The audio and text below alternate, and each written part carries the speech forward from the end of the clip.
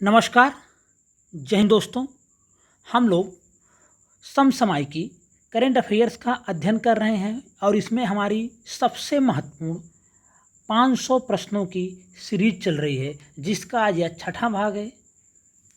आपको बता दूं, इसमें सितंबर 2022 के बाद से सारे करंट अफेयर शामिल हैं।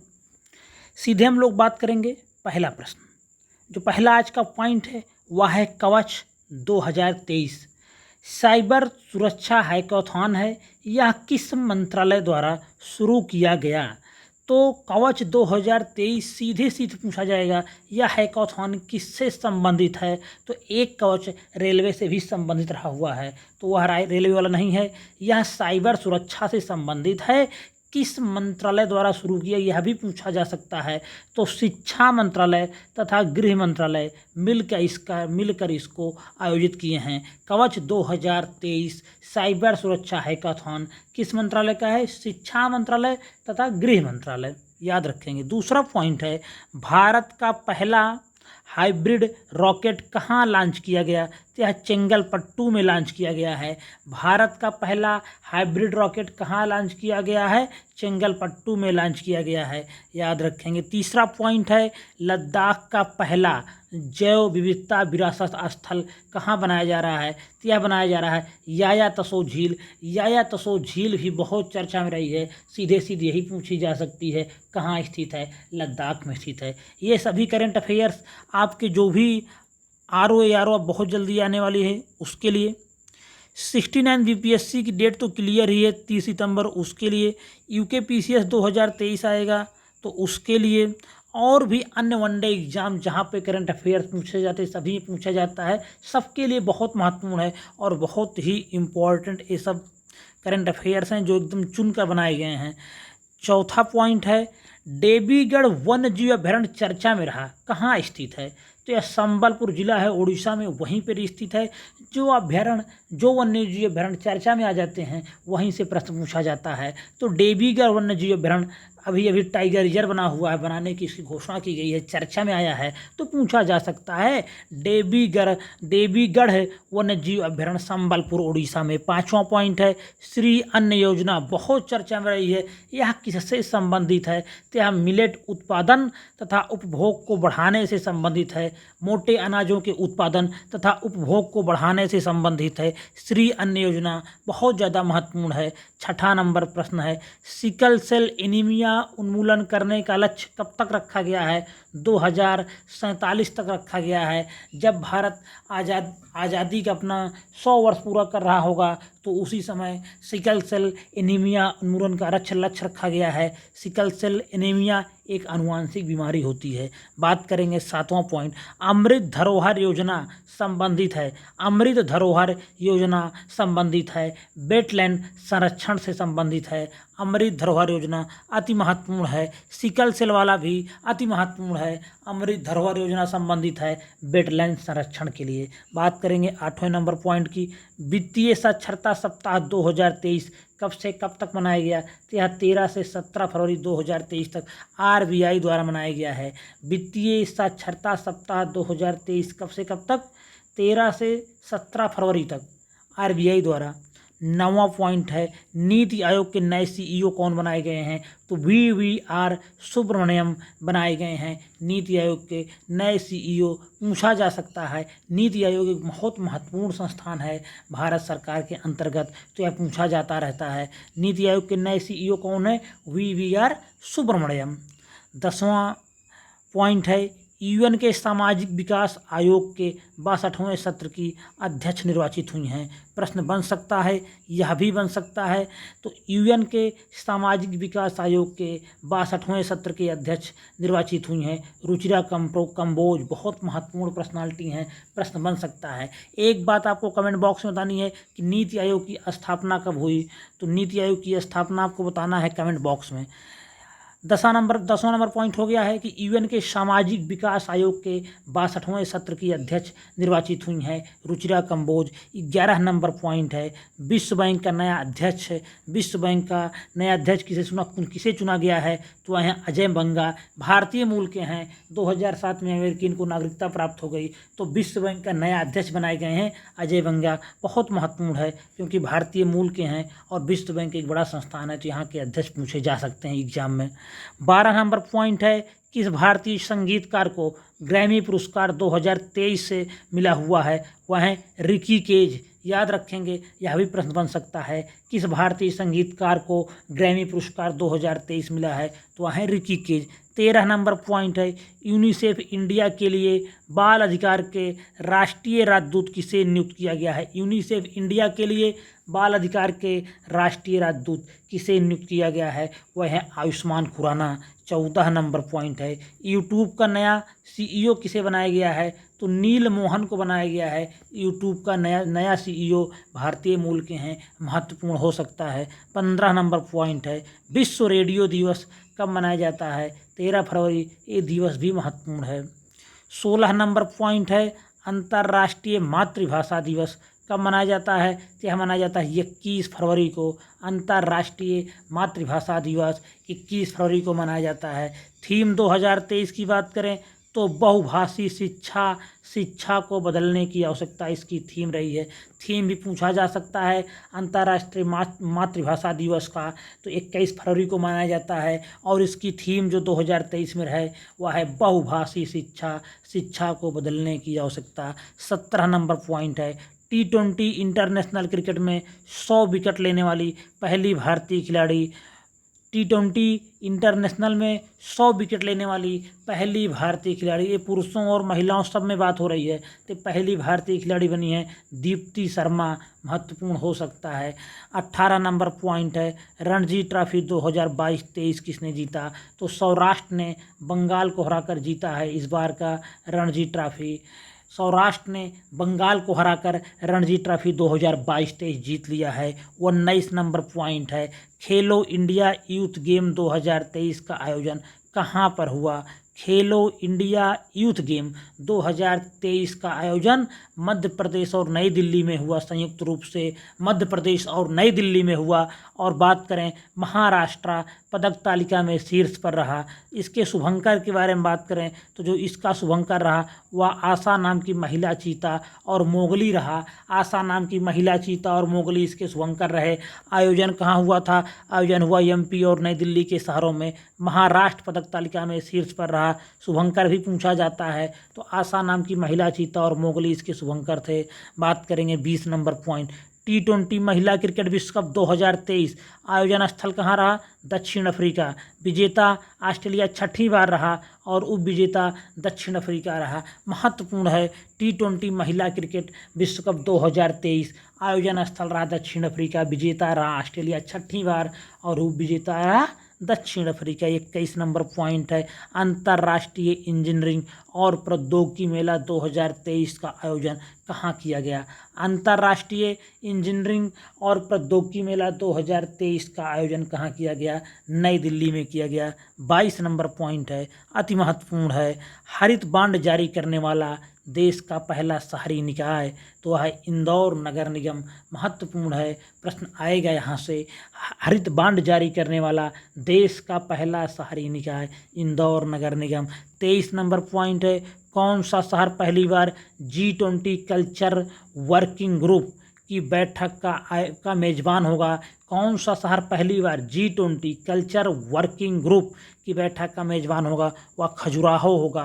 महत्वपूर्ण है कि G20 पूछा जाएगा G20 कल्चर वर्किंग ग्रुप की बैठक कहाँ हुई, खजुराहो मध्य प्रदेश में हुई। महत्वपूर्ण है। 24 नंबर पॉइंट है तीनों फॉर्मेट में शतक लगाने वाले विश्व के सबसे युवा बल्लेबाज कौन बने हैं, ते बने हैं शुभमन गिल। अगर भारत की तरफ से बात किया जाए तो एक ही साल में तीनों फॉर्मेट तथा IPL में भी शतक लगाने वाले पहले भारतीय कौन बने हैं, वह है शुभमन गिल। और पूरे विश्व में तीनों फॉर्मेट में शतक लगाने वाले ये विश्व के सबसे युवा बल्लेबाज हैं। 2 पॉइंट याद रखेंगे इसको। 25 नंबर प्रश्न है कौन भारत का पहला बैंक है जो आरबीआई के डिजिटल रुपए को इम्प्लीमेंट करने जा रहा है? तो यह है कोटक महिंद्रा बैंक।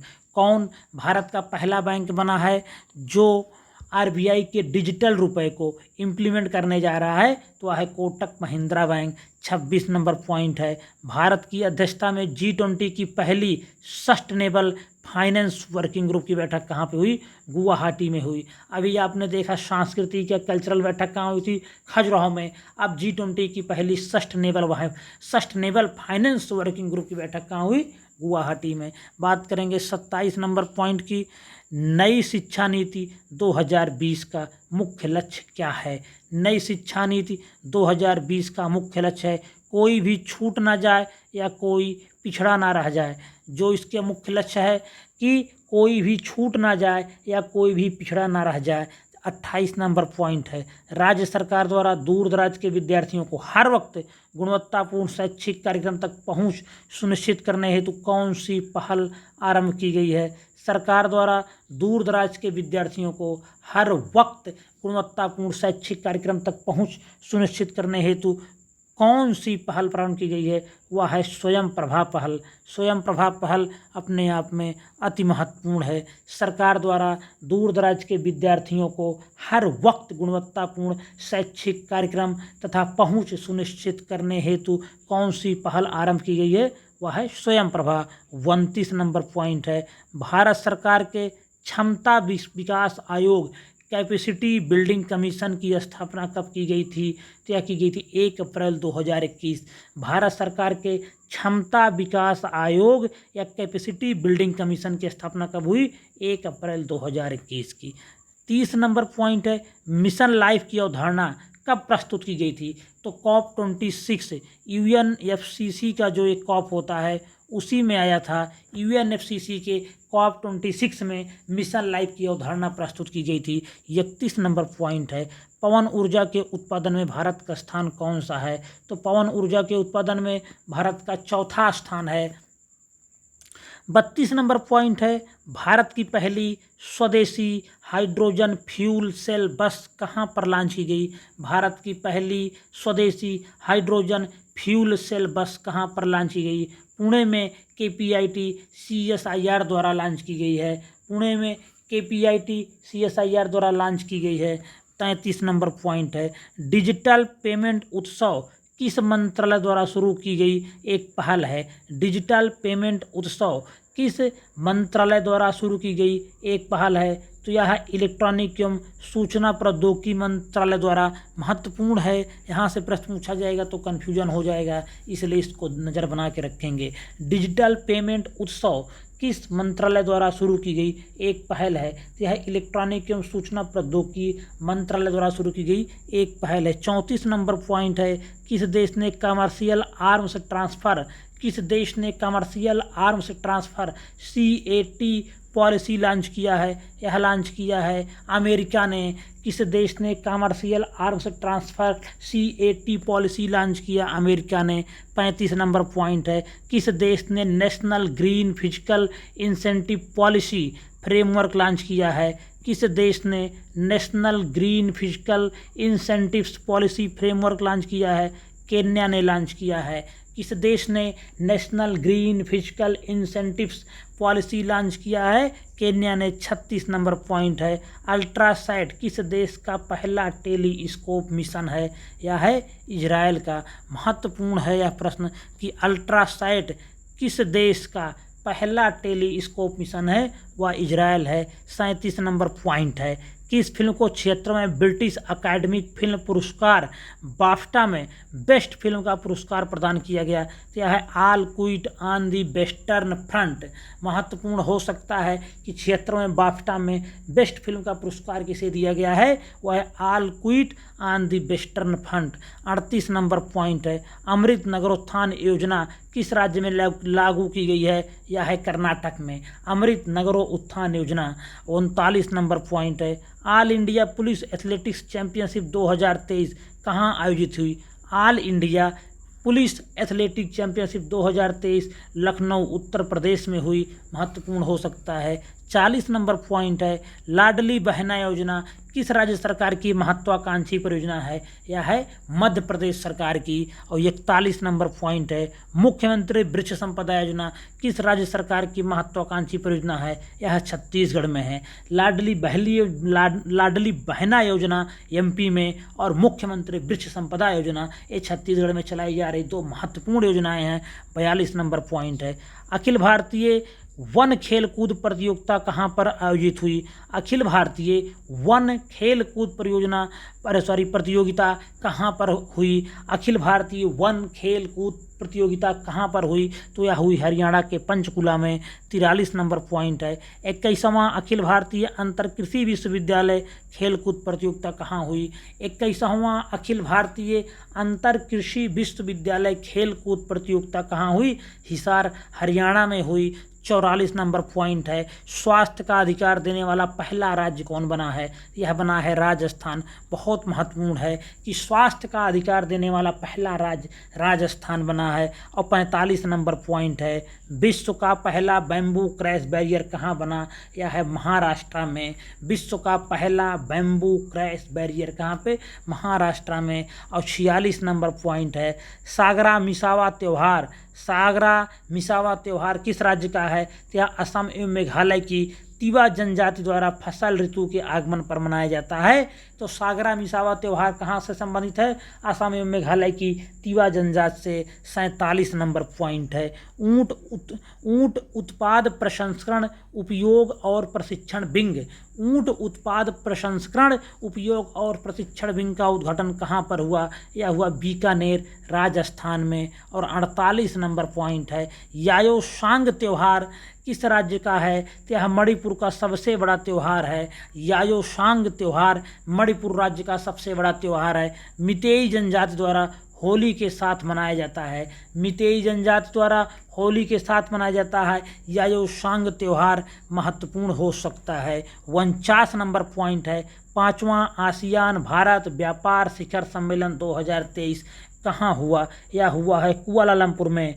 5वां आसियान भारत व्यापार शिखर सम्मेलन 2023 कहाँ पे हुआ? तो यह हुआ है कुआलालंपुर में। और 50 नंबर पॉइंट आज का जो छठा भाग है अपने 500 प्रश्नों की सीरीज का, उसका अंतिम पॉइंट है गोरखपुर को पीछे छोड़कर विश्व का सबसे लंबा रेलवे प्लेटफॉर्म कौन बना? तो यह हुबली बना है, धारवाड़ जिले में स्थित है, कर्नाटक में। गोरखपुर को पीछे छोड़कर विश्व का सबसे लंबा रेलवे प्लेटफार्म कौन बना? हुबली बना है, धारवाड़ जिला, कर्नाटक में। तो ये वीडियो आज का यहीं पे समाप्त होगा। अगर आपको वीडियो पसंद आ रहा है तो लाइक करें, कमेंट करें, कुछ भी कहना है, कोई सुझाव देना है तो कमेंट करें। और चैनल पे पहली बार आए हैं या अभी तक चैनल को सब्सक्राइब नहीं किए हैं तो चैनल को सब्सक्राइब कर लीजिए। धन्यवाद।